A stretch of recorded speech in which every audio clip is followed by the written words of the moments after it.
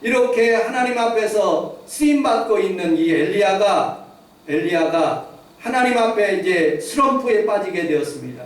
그가 왜 슬럼프에 빠지게 되었는지 성경을 중심으로 몇 가지로 알아보도록 하겠습니다. 우리 1절을 같이 한번 읽어보도록 하겠습니다. 1절, 2절 시작. 아합이 엘리야가 모든 일과 그가 어떻게 선지자를 이세벨은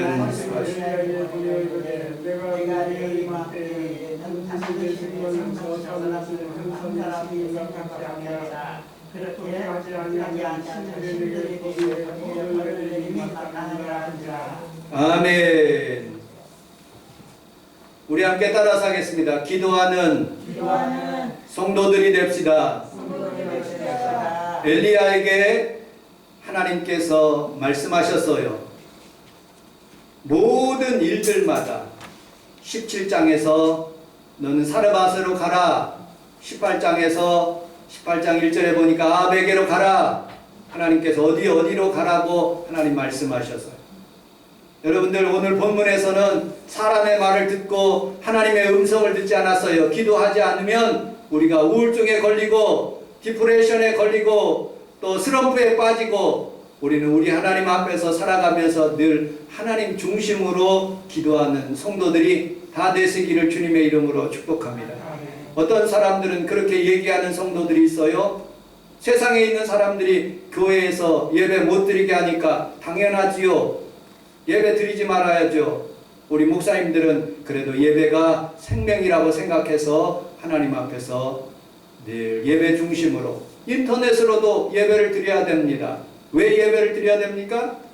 많은 사람들이 우리 기독교 교회를 이렇게 핍박해요. 헌금 때문에 예배 드린다고. 여러분들 그렇게 생각하는 목사님이 있다면 여러분들 참 바보스러운 목사님이에요. 여러분들 헌금이 없어도 여러분들 6.25 사변 때나 또 일제 치하에 있었을 때 그리고 또 지금 북한에서 예배드리는 성도들이나 중국에서 예배드리는 성도들이나 그런 사람들이 헌금 때문에 예배드립니까? 아니에요. 교회가 유지되는 것은 그것이 아니라 하나님이 나를 창조하셨고 그분이 나를 이곳에 불러주셔서 하나님 앞에 영화롭게 하고 그분을 예배하는 것이 우리의 마땅한 본분이고 하나님께서 우리에게 주시는 영적인 축복인 것입니다. 그래서 감사함으로 하나님 앞에 예배드리는 것이지 무슨 교회에 무슨 헌금을 구걸하듯이 그렇게 예배드리는 것은 절대 아닌 것입니다. 우리 성원 순복음교회가 비록 몇몇 성도들은 없지만 그러나 하나님 앞에 이렇게 예배드리는 것은 살아계신 하나님이 이 자리에 계시고 우리의 기도를 들어주시고 우리에게 응답하게 하시는 것입니다. 여러분들 그런 마음으로 예배 드리시기를 주님의 이름으로 축복합니다. 오늘 본문에서는 여러분 이세벨의 말을 들었다고 성경은 말하고 있어요. 이세벨은 원래 악한 여자예요. 이세벨은요 처음부터 우상 섬기는 여자예요. 이세벨은요 그렇게 생각하고 그렇게 행동하는 여자였기 때문에 그 말을 무시했어야 돼요. 하나님 앞에 기도함으로 하나님의 음성을 들었어야지 왜 이세벨의 말을 듣고 그렇게 낙심합니까? 여러분 세상의 음성을 듣지 않고 하나님의 음성을 듣고 하나님 앞에 기도함으로 승리하시기를 주님의 이름으로 축복합니다. 오늘 성경에서 보니까 2절에 보니까 이세벨이 사신을 보냈대요. 여러분들 이세벨은 어떤 여자입니까? 악한 여자예요. 자기 남편이 여러분을 끙끙 앓고 있어요. 남편 왜 알아? 왜 알아? 하고 물어보니까 나봇이라는 그런 포도밭이 내가 돈 주고 살라니까 저 양반이 안 팔고 있는 거야. 그래서 내가 이렇게 끙끙 앓고 있어. 그래? 내가 해결해 줄게. 여러분들 불량배 2사람을 동원해서 편지를 써가지고 동네 사람들에게 모이라고 그랬어요. 그리고 그 불량배에게 그렇게 간증하게 하는 거예요. 저 나봇이 하나님을 저주하고 왕을 저주했다. 그러니 우리가 어떻게 해야 될까? 동네 사람들이 일어나서 나봇을 돌로 쳐 죽이는 거예요. 그리 여러분들 불량배를 통해서 악한 사람들을 이렇게 다 선한 사람들을 죽이는 그런 모습을 보게 됩니다. 이세벨은요 악해요. 처음부터 악한 여자예요. 우상을 그렇게 들어오게 하고 악하게 이스라엘을 망하게 하는 그 여자였던 것이죠. 여러분들 이세벨이란 여자가 만약에 엘리야를 죽이려고 했으면 사신을 보내지 않았어요. 처음부터 불량배를 보냈을 거예요. 강도를 보내거나 군사를 보냈을 거예요. 왜? 이세벨은 생각했어요. 엘리야는 대단한 하나님의 사람이다. 그리고 850명과 함께 싸웠기 때문에 많은 백성들이 그 엘리야를 따르고 있기 때문에 쉽게 어떻게 할 수가 없었어요. 사신을 보냈다는 것은요, 어떻게 하면 정치적으로 문제를 해결하려고 하는 그런 마음이었던 것이죠. 그러므로 엘리야는 생각했을 거예요. 하나님 앞에서 내가 이세벨의 말을 듣는 것보다 하나님의 말씀을 듣고 너 그렇게 해? 나는 내 방법대로 살아가겠다고 디프레션 걸리지 않고 우울증 걸리지 않고 슬럼프 걸리지 않고 믿음으로 다시 일어났어야 되는 것이에요. 여러분들 세상의 음성을 듣지 않고 세상에 여러 가지로 예배 못 드리게 하고 여러 가지로 부정적인 얘기 하나님 앞에서 그런 얘기를 듣지 않고 하나님의 음성을 듣기를 주님의 이름으로 축복합니다. 여러분들 세상은요, 세상의 소리를 자꾸 말하는 거예요. 텔레비를 켜보세요. 라디오를 켜보세요. 세상의 음성이 자꾸 내 마음속에 들으면 세상의 영으로 가득 차는 거예요. 그러나 하나님 앞에서 기도하는 사람은 하나님의 음성을 듣고 믿음으로 하나님 앞에 예배드리고 믿음으로 생활 강하게 할 수가 있는 것이죠. 오늘 여기 오신 귀한 성도들은 다 우리 하나님 앞에서 믿음으로 살 수 있는 귀한 성도들이 다 되시기를 주님의 이름으로 축복합니다. 네덜란드의 헤르만 브루하버라는 1738년에 있던 근대 임상병리학자입니다. 이 사람이 죽을 때 최고의 두꺼운 의학 백서를 남기고 죽었어요. 수많은 사람들이 그 의학 백서가 최고의 백서인 줄 알고 사람들이 그것을 살려고 노력했어요. 그래서 마침내 낙찰을 받았는데 그 낙찰 받고 뚜껑을 열어보니까 아무것도 안 써있고 뭐라고 써있느냐, 머리는 시원하게, 발은 따뜻하게, 몸에 찌꺼기는 없도록 날마다 물을 먹으면 건강하게 산다. 그거예요. 그게 의사가 깜짝 놀라는 평생 동안 연구한 그런 결과예요. 여러분들, 발을 따뜻하게 한 사람들, 그리고 내 몸의 찌꺼기를 잘 뽑아내어서 물로 잘 뽑아내어서 건강하게 한 사람들, 그 의사가 그렇게 얘기를 하는 거예요. 여러분들, 우리는 살아가면서 엘리야의 모습을 우리는 볼 수가 있어요. 야고보서에 보면 엘리야는 우리와 같은 성정을 가진 사람이라고 말씀하고 있어요. 엘리야 was a man like us. 우리와 비슷하다요. 여러분들 생각하는 것, 그리고 감정을 가진 것, 그리고 몸으로 일어나고 앉고 모든 것들, 그는 두려움을 가졌고요. 그는 마음의 부담감을 가질 수가 있었어요. 우리와 똑같대요. 그러나 그가 기도한 즉 하늘에서 비가 내리고, 그가 기도한 즉 하늘 문이 열리고 불이 쏟아지는 거예요. 우리는 엘리와 같은 그런 성정을 가진 귀한 성도들이 다 되시기를 주님의 이름으로 축복합니다. 2절에 보니까 우리 한번 2절을 같이 한번 읽어보도록 하겠습니다. 2절, 3절 시작.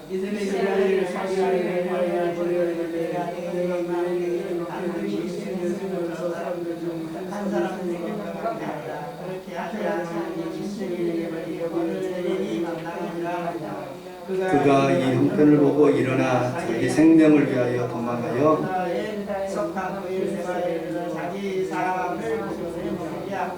아멘. 그 말을 듣고 도망가 버렸어요. 어디로 갔어요? 부엘세바라는 곳에 갔어요. 제가 우리 교회에서 게스트하우스를 하고 있는데 이스라엘 처녀 둘이 온 거예요. 어디에서 왔냐 그랬더니 부엘세바에서 왔대. 제가 그래서 부엘세바가 어딘가 한번 찾아봤어요. 거기 그 동네도 이렇게 보고 인터넷으로. 근데 부엘세바는 지금 엘리야가 있는 곳은 저 북쪽이에요. 단으로부터 시작해서 부엘세바까지 성경에 그런 말이 많이 나와요. 단이라는 곳, 그 다음에 그 갈멜산이라는 곳, 저 북쪽에 있어요. 이 사마리아 근방, 북이스라엘을 중심으로 그렇게 얘기하고 있어요. 그런데 이 엘리야가 이 북이스라엘에서 도망 나와갖고 남유다 끝쪽으로 온 거예요. 부엘세바까지 오게 된 거예요. 그리고 그는 성경에서 보니까 4절에 보니까 광야에서 있었다고 성경은 말하고 있어요. 그런데 광야 어디 광야냐? 로뎀나무 아래서 있었다고 성경은 말하고 있어요. 여러분 로뎀나무를 제가 인터넷 구글에 찾아보니까 이게 쌀이나무 같은 그런 종류예요. 그리고 주석을 살펴보니까 거기에 어떤 단어를 쓰고 있느냐, 이 로뎀나무 아래는 이스라엘 사람들이 가장 비참한 곳이 있는 곳이 로뎀나무 아래래요. 사람이 비참해지면 로뎀나무 아래로 들어간대요. 여러분은 광야 햇빛 비치는 곳은 저주라고 생각했던 거예요. 광야 지역에서 햇빛을 비치는 것은 어떻게 보면 저주받은 그런 생활이에요. 그런데 그늘이 있고 안식이 있고 구름 기둥이 있으면 그건 하나님의 축복이라고 생각했던 것이죠. 그런데 햇빛 속으로 피해서 들어간 나무가 다 햇빛으로 가득 찬 그런 나무였기 때문에 어떻게 보면 이스라엘 백성들 삶 속에서도 가장 미천한 그곳까지도 그곳으로 엘리야가 온 것을 바라보게 됩니다. 여러분들 성경에 보면 그런 장면들이 굉장히 많이 나오죠. 모세라는 사람이 여러분들 그 쌀이 이 가시나무 아래서 주님을 만나는 모습을 보게 됩니다. 가시던 풀, 그게 아무런 쓸모가 없는 것이에요. 그러나 주님이 그곳에서 계셨고 하나님이 그를 만나신 거예요. 여러분들 나다니엘이라는 사람이 여러분들 무화과 나무 아래서 있었을 때 예수님이 그를 보았다고 말씀하고 있어요.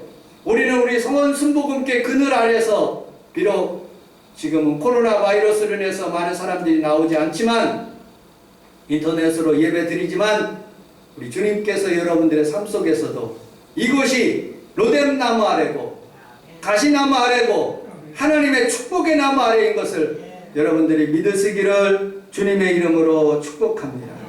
하나님은 언제나 비참한 곳에 불쌍히 사람들을 여겨서 그곳에서 치료하는 주의 광선을 발하여 주시는 것입니다.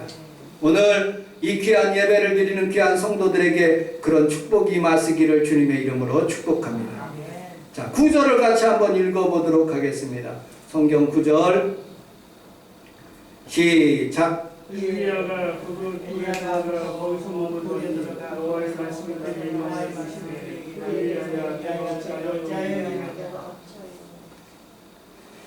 우리 함께 따라하겠습니다. 말씀을 떠나서 생활했습니다.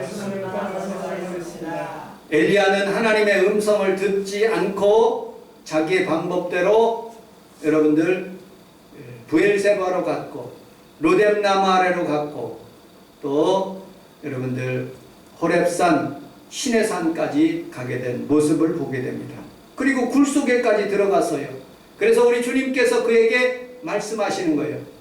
야 엘리야야, 내가 왜 어찌하여 여기 있느냐? 라고 그렇게 말씀하시는 거죠. 하나님의 말씀 대신에 여러분들 이세벨의 말을 듣고 그렇게 굴 속까지 온 거예요. 여러분 굴이라는 것은요 원시 시대에 있는 사람들 그리고 또 어떤 좋은 주택에 있는 그런 사람들 말고 여러분 원시 시대에 있던 사람들 아무 거처가 없는 그런 사람들에게 굴은 피난처예요. 굴은 자기를 은신할 수 있는 동물로부터 막아주는 그리고 햇빛이 잘 안 들어와서 잠을 잘 잘 수 있는 굴을 아지트라고 그러죠. 그런 굴 속으로 자신들이 자꾸 들어가는 모습을 보게 됩니다. 어두컴컴하고 습기 나는 그곳으로 들어가는 거예요. 여러분들 오늘 하나님의 말씀이 여러분들에게 들렸을 때 굴 밖으로 나와서 주님을 만나는 귀한 성도들이 다 되시기를 주님의 이름으로 축복합니다. 마틴 루터는 이렇게 간증하고 있어요. 마틴 루터는 세 가지 그런 어려운 일들을 당했대요. 첫 번째, 종교개혁을 했어요. 잘 알죠? 우리 기독교를 탄생시킨, 개신교를 탄생시킨 분이 마틴 루터예요.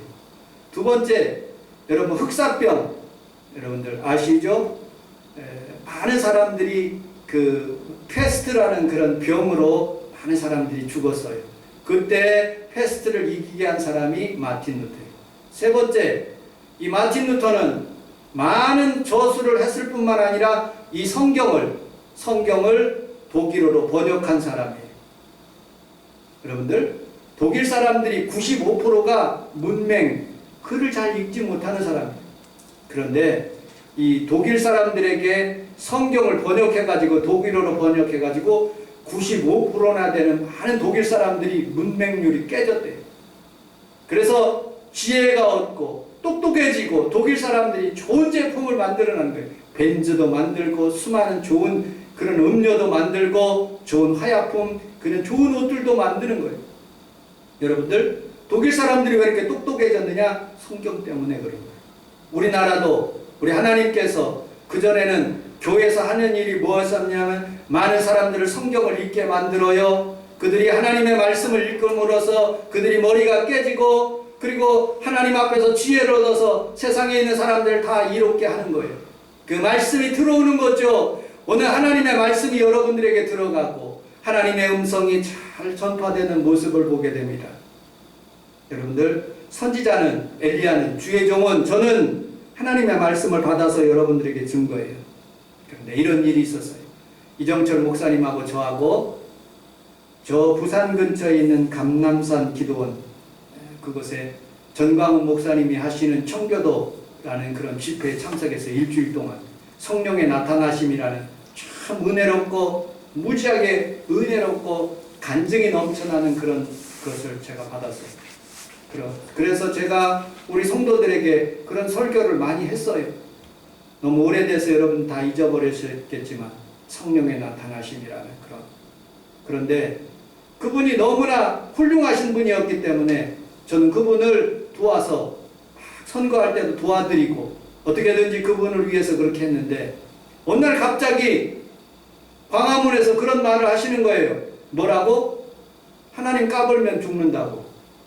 나는 깜짝 놀랐어요.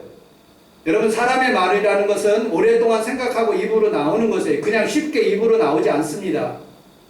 하지 않을 말이 있어요. 하나님 앞에서 여러분들이 목사가 해야 될 말이 있고 하지 말아야 될 말이 있어요.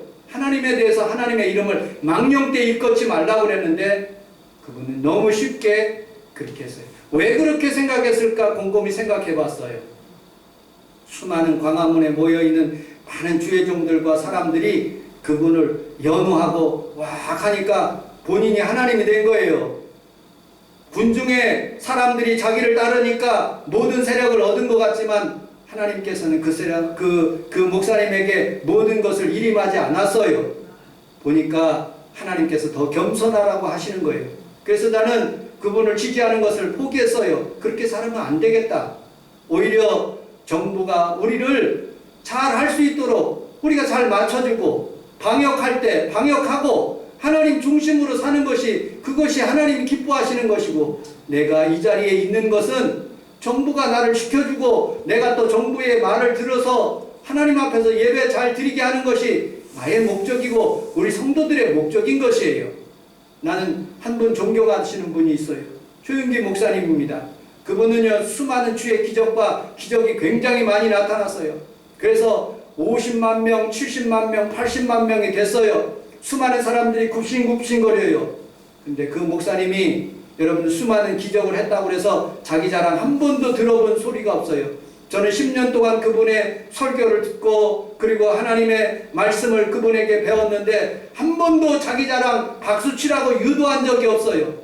하나님이 쓰시는 사람은 여러분들 하나님의 말씀을 통해서 하나님을 무시하고 사람을 깔보고 교만해지는 그런 사람을 쓰는 것이 아니라 언제나 겸손하고 낮고 하나님을 의지하는 사람을 하나님이 쓰시는 거예요. 오늘 귀한 성도들이 하나님의 음성을 듣고 하나님 중심으로 살아가는 귀한 성도들이 다 되시기를 주님의 이름으로 축복합니다. 왜? 우리는 하나님의 순방향을 잘 알아야 돼요. 하나님께서는 언제나 좋으신 하나님이기 때문에 우리가 기도하면 하나님께서 좋은 방향으로 이끌어가면 그것이 하나님이 이끌어 가시는 것이라고 내가 성령으로 느껴지는 거예요. 물론 여러분들 마귀가 우리를 방해할 수 있어요. 안 좋은 방향으로 갈 수 있지만 그러나 마귀는 종국적으로는 결론이 아닌 거예요. 우리는 하나님이 언제나 좋으신 하나님이기 때문에 좋은 방법으로 환경이 그렇게 만들어주지 않으면 가지를 않아야 되는 거예요. 하나님 앞에서 여러분들이 코로나가 자꾸 번져나가고 있고 교회에서 이렇게 하고 있던 그런 모습들을 통해서 그것이 아니라고 생각하면 우리가 회개하고 하나님 앞에서 믿음으로 바로 사는 것이 하나님이 우리에게 기뻐함을 주는 하나님의 목적인 것이에요. 그러므로 우리는 하나님 앞에서 하나님 중심으로 사는 귀한 성도들이 다 되시기를 주님의 이름으로 축복합니다. 850대 1을 받았을 때는 하나님께서 하나님의 음성을 듣고 이겼어요. 그러나 한 여자의 음성을 듣고는 하나님 앞에 기도하고 하나님 말씀대로 살아가지 않았기 때문에 우울증에 걸리고 슬럼프에 빠지고 디프레션에 빠진 것이에요.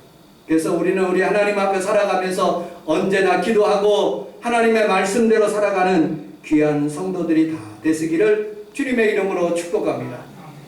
굴 속에 나왔을 때 하나님께서 엘리야에게 4가지 방법으로 응답하시는 것이 있어요. 여러분들 바람이 얼마나 세게 불었는지, 마이삭이라는 바람이 태풍이 막 불으니까 막 뿌리채 흔들리는 모습을 봤어요. 창문이 깨지고 난리가 났어요. 부산에서는 완전히 창문이 때려요. 근데 성경에서 보니까 이 강한 바람이 바위를 팍 깨뜨려 버리는 거예요. 그런데 거기에 하나님이 계시지 않대요. 지진이 쫙 일어났어요. 저는 1987년도에 88년도까지 필리핀에 있었는데 지진이 일어나니까 바교에서 산 전체가 막 흔들리는 거예요. 왜 사람이 땅에서 사는 줄 아십니까? 안전하니까요. 흔들리지 않기 때문에, 요동하지 않기 때문에 땅에서 사는 거예요. 지진이 막 일어나면요, 한 번 지진이 일어나는 것이 아니라 계속적으로 지진이 계속 일어나는 거예요. 그것이 여러분들 사람들을 놀래게 하고 막 두렵게 만드는 거예요. 그래서 저는 1년 동안 한국에 와서 전철도 잘 못탔어요. 막 흔들려가지고. 여러분들 배를 타고 가는데, 홍도까지 제가 가는데 막 풍랑으로 해서 흔들려요. 거의 무시라는 게, 땅이라는 게 없기 때문에 2시간 동안 꼼짝 못하게 그 배를 타고 가야 돼. 두려움이 밀려오더라고요. 여러분들 안전하게 바위같이, 그리고 또 땅같이 정말로 안전한 곳은 여러분들이 마음이 편안한 거예요. 그런데 그곳에 지진이 일어나는 거예요. 근데 그곳에도 하나님이 계시지 않대요. 또 불 가운데, 불 가운데 하나님의 영이 임하지 않았다고 성경은 말하고 있어요. 어느 곳에 임하였다? 성경에서는 세미한 음성 가운데 하나님이 응답하셨다는 거예요. 세미한 음성은 뭡니까?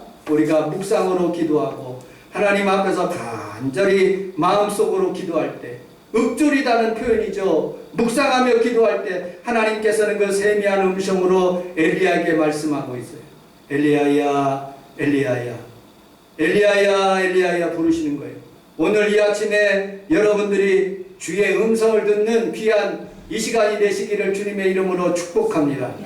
1991년 아주 강력한 허리케인이 런던을 이렇게 강습했어요. 수많은 사람들이 이재민이 났는데, 그때 1991년도에 찰스 황태자하고 다이애나 그 왕비가 공연을 참석했어요. 어디 공연을 참석했냐면 하이드 파크라는 그런 곳에서 15만 명이, 수많은 사람들이 모였어요. 그곳에 누가 노래를 했느냐? 여러분들 잘 아는 루시아노 파파로티가 노래를 했어요. 30주년 그런 노래를 자기가 한 거예요. 근데 그때 비가 엄청나게 오는 거예요. 비가 엄청나게 오는 거예요. 그런데 제일 뒤에 있는 사람이 그렇게 얘기해요. 앞에 계신 분 우산 좀 내려주세요. 파파로티의 그 노래를 듣기 위해서 우산을 비 홀딱 맞아가면서 그렇게 듣는 거예요. 아주 미성으로 그렇게 노래를 하는데 수많은 사람들이 그 노래에 감탄을 하는 거예요. 그리고 여러분들 찰스 황태자와 그 다음에 다이애나 그 왕세비도 우산을 걷고 노래를 듣는 거예요. 여러분들 그 하나의 가수가 그렇게 노래를 하는데도 사람들이 우산을 끄고 아주 기구려 하는 것처럼 오늘 이 아침에 오신 귀한 성도 여러분들이 다 하나님의 음성을 들으려고 세심하게 세미한 음성을 들으려고 여러분들이 주의 음성을 듣는 귀한 성도들이 다 되시기를 주님의 이름으로 축복합니다. 우리 구절을 같이 한번 읽어보도록 하겠습니다. 9절. 원복래 안수일사님은 9절을 읽고 김성희 권사님은 김혜희 권사님은 14절을 같이 한번 한꺼번에 읽도록 하겠습니다. 시작. 엘리야가 그곳 굴에 들어가 거기서 머물더니 여호와의 말씀이 그에게 임하여 이르시되 엘리야야 내가 어찌하여 여기 있느냐. 10절이요. 시작. 그가 대답하되 내가 만군의 하나님 여호와께 열심히 유별하오니 이는 이스라엘 자손이 주의 언약을 버리고 주의 제단을 헐며 칼로 주의 선지자들을 죽였음이오며 오직 나만 남았거늘 그들이 내 생명을 찾아 빼앗으려 하나이다. 아멘. 14절이요. 시작. 그가 대답하되 내가 만군의 하나님 여호와께 열심히 유별하오니 이는 이스라엘 자손이 주의 언약을 버리고 주의 제단을 헐며 칼로 주의 선지자들을 죽였으며 오직 나와 남았거늘 그들이 내 생명을 찾아 빼앗으려 하나이다. 예, 아멘. 두 번에 걸쳐서 하나님과 대화하는 똑같은 내용의 성경이에요. 왜 두 번을 그렇게 얘기했을까? 하나님 왜 나만 남겨뒀어요? 하나님 앞에 그렇게 따지는 장면들이죠. 야 이놈아 7,000명이나 내가 더 남겨뒀다 하고 하나님 말씀하시는 부분들이에요. 여러분들 우리 평강이하고 저하고 우리 사모님이 좀 비율을 맞추기 위해서 음식을 해가지고 이렇게 음식을 만들어서 이렇게 준비했어요. 이렇게 우리 사모님이 조금 마음에 안 맞는 부분들이 있었어요. 그런데 우리가 더 화해하기 위해서 평강이하고 저하고 음식을 만들어가지고 이거 먹으세요. 그랬더니 너나 먹어. 너나 먹으라고 하시더라고요. 또 막 얘기하고 또 평강이가 잘 화해하기 위해서 또 얘기했어요.